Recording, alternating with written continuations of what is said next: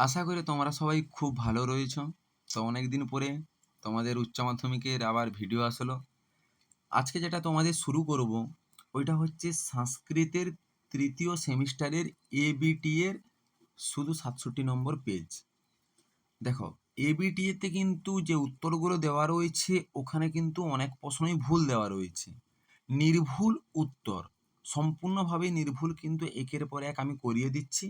তোমরা এবিটি এটা খুলে একের পর এক দাগ দিতে থাকো। দেখো, তোমাদের যে প্রথম কোশ্চেনটা রয়েছে, রাজবাহন চরিতম পাঠ্যাংশটির উৎস কি? দশকুমার চরিতম। নেক্সট, রাজবাহনের পিতার নাম কি? রাজহংস।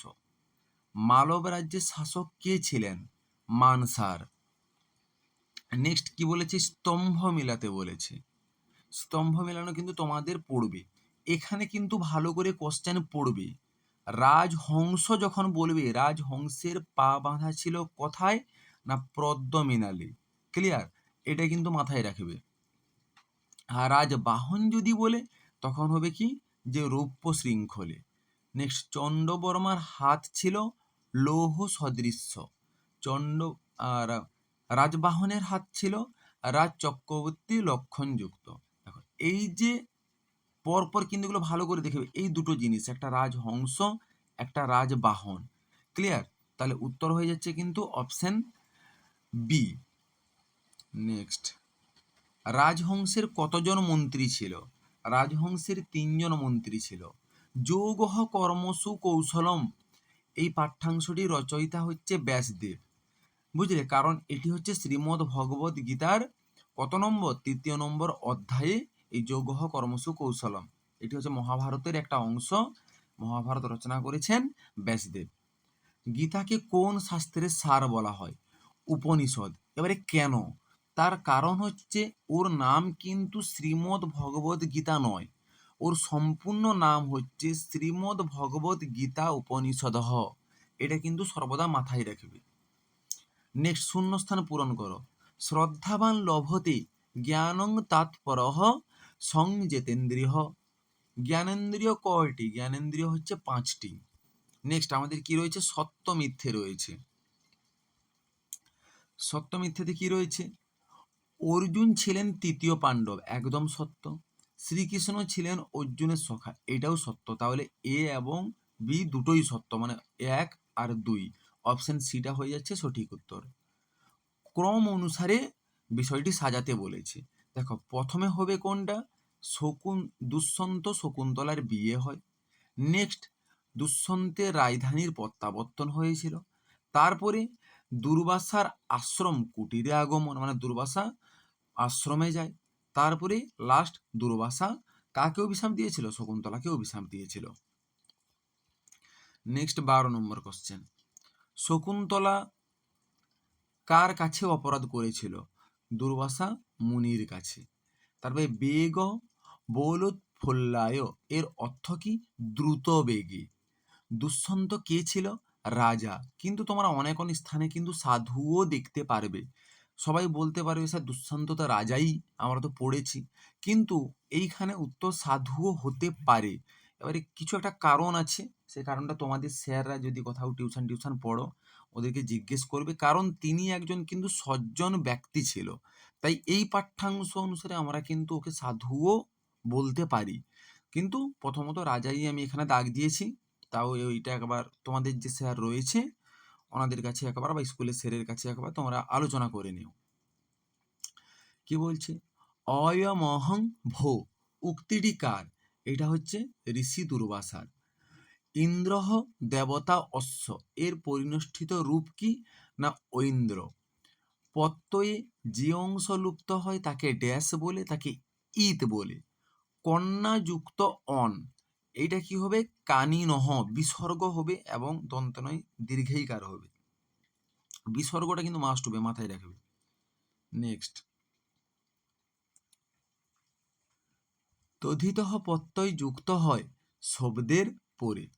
ভৃগু যুক্ত অন, এর পরিনিষ্ঠিত রূপ কিন্তু ভার্গবহ, বিসর্গ কিন্তু হবে। ক্লিয়ার? কারক সংখ্যায় রয়েছে 6টি।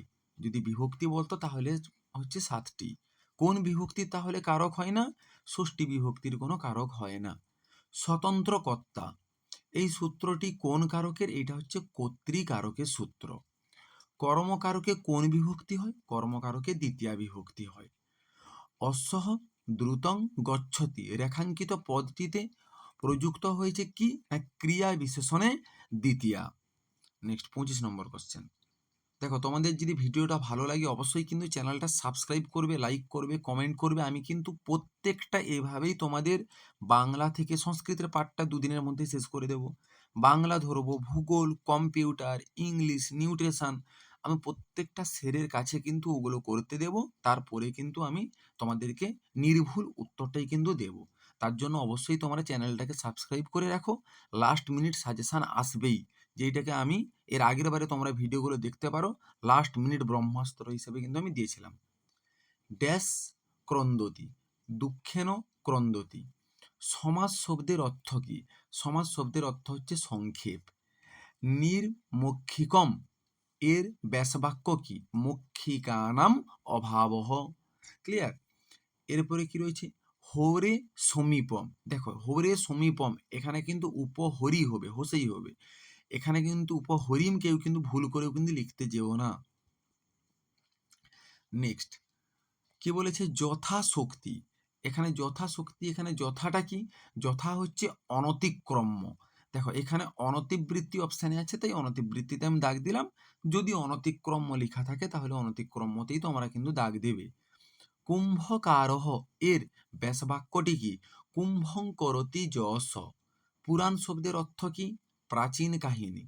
পুরাণের লক্ষণ কয়টি? 5টি। ব্রহ্মাণ্ড পুরাণের প্রবক্তা কে? ব্রহ্মা। অগ্নিপ্রিয় নামে পরিচিত কে? ভাস। কোনটি ভাসের নাটক নয়? ভাসের নাটক কিন্তু নয় উত্তরামচরিত। কি বলো তো? উত্তরামচরিত। এটা কিন্তু খুব গুরুত্বপূর্ণ একটা কোশ্চেন। মেঘদূত কোন ছন্দে রচিত? মন্দাক্রান্তা ছন্দে রচিত।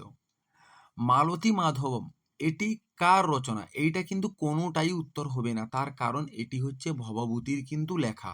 কি? মালতী মাধবম। ক্লিয়ার?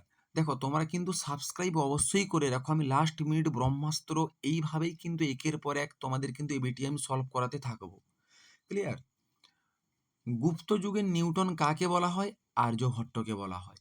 আর্যভট্ট ছাড়া একজন ভারতীয় জ্যোতির্বিজ্ঞানী হলেন কে? না ব্রহ্মগুপ্ত। ব্রহ্মগুপ্ত রচিত একটি গ্রন্থের নাম কি? আজকে লাস্ট প্রশ্ন। ব্রহ্মগুপ্ত রচিত একটি গ্রন্থের নাম হচ্ছে কি? ব্রহ্মস্ফুট সিদ্ধান্ত। এখানে কিন্তু অনেক উত্তর কিন্তু অ্যান্সার কিতে ভুল দেওয়া রয়েছে। এইটা হচ্ছে তোমাদের নির্ভুল কিন্তু উত্তর আমি দিলাম। অবশ্যই চ্যানেলটা সাবস্ক্রাইব করে রাখো। 3 দিনের মধ্যে এই ভিডিওতে যতগুলো সংস্কৃত রয়েছে আমি কিন্তু সলভ তোমাদের করিয়ে দেব। এবং বাংলা, কম্পিউটার, সংস্কৃত, ভূগোল, ইংলিশ লাস্ট মিনিট কিন্তু আমি মক টেস্ট দেবো 5টা করে। ওর মধ্যেই দেখবে তোমরা সমস্ত প্রশ্ন কিন্তু কমন পাবেই পাবে। অবশ্যই তোমরা চ্যানেলটাকে সাবস্ক্রাইব কিন্তু করো। চলো, দেখা হচ্ছে নেক্সট ভিডিওতে।